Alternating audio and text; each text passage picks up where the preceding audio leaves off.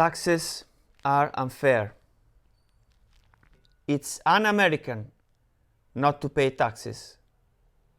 Americans who say this seem to have forgotten their history. America was founded out of tax protest. Individuals with money will live in search of countries that welcome their money, instead of penalizing them for having it. A newspaper reporter once asked me how much money I made during the prior year. I replied, approximately $1 million. And how much money did you pay in taxes? He asked. Nothing, I said.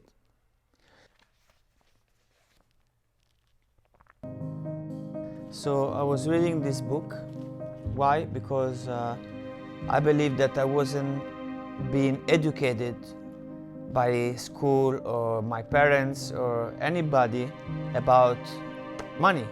And this man, who's Robert Kiyosaki, who have written Rich Dad Poor Dad, one of the biggest books about money and financial freedom, has written this other book called Cash Quadrant, which speaks about the 4 different quadrants that people fall into. They're like 4 buckets. And this is the E, S, B, and I, which is employee, self-employed, business owner, and investors. And I'm reading this book, and I went through this little chapter who speaks about why people search job security and the trap they get into, finding a job that they like, they enjoy, and then after a few years they don't like it anymore, they don't enjoy it anymore, and then they change to another job, and so on and so forth for the rest of their life. But as they get older and older, their job is being taken more and more by younger people, and they found themselves jobless. And that's what happened to Robert Kiyosaki, real dad, which is the poor dad, the one who was went to school, who did all the right things, and he speaks about this advice that people who were born before 1930 give to their children, which is go to school, find a secure job, and whatever, buy a house and raise children. But this doesn't work in today's world, because that was the industrial age. Now this is the information age, and it's different. Another thing he speaks about is about taxes. He says that people who stay in the left side of the quadrant, so the employees and self-employees, they pay a lot of taxes. They basically partners with the government. They're 50-50 with the government, and they pay most of the money. Most of the money they make, they give to the government. And then he went on and speak about why successfully financial people, they get so because they stay on the right side of the column, of the quadrant, which is the business owners and investors. And by doing so, they pay less and less taxes, and so they'll be able to reach their financial freedom, which would be nearly impossible to do in the left side of the column of the quadrant. Another thing he speaks about is when you are self-employed, normally you get to work so hard.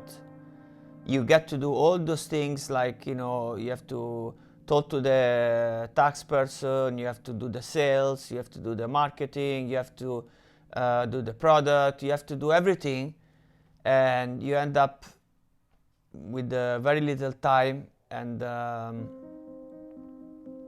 very little energy. So this is a little bit the things that I read about today in this little chapter in this book, and I'll continue, and when I finish I'll let you know, I give you a little summary of it.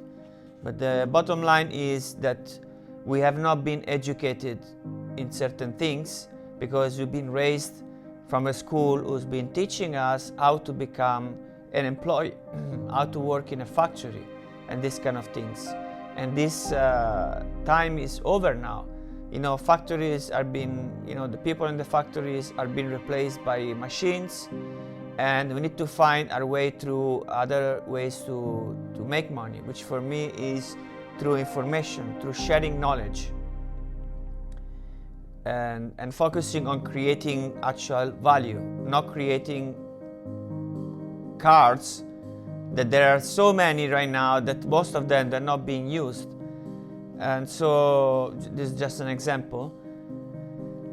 And so that's why I believe that it's important to get financial literacy. And not only that, everything is like this. It's health, money, relationships, everything. We've been educated not with the best information, not with the most actual information.